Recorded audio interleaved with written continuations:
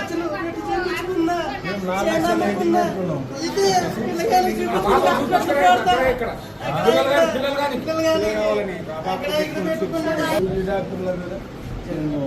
Medical board ఏం బాధ్యత మీద ఏంటికుండా సూపరింటెండెంట్ గా ఒక రిజైన్ చేసుకో, ఒక ప్రైవేట్ హాస్పిటల్ చేసుకోండి.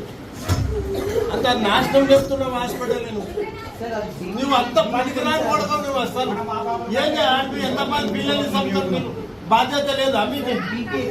అరే ఏం నీ హాస్పిటల్లో పోతే మంచి డెలివరీ అవుతుంది, ప్రైవేట్ హాస్పిటల్లో పోతే బాగా డెలివరీ అవుతుంది. గవర్నమెంట్ హాస్పిటల్లో పోతే మీకు లక్షల లక్షల జీతాలు ఇచ్చేది ఏంటి ప్రభుత్వం? ఇంత ఎక్విప్మెంట్, ఇంత కథ ఏంటి? ఇన్ఫ్రాస్ట్రక్చర్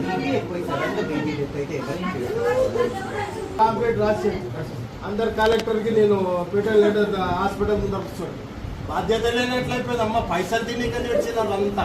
నీ హాస్పిటల్ పోతే బాగా అవుతుంది, ప్రైవేట్ గవర్నమెంట్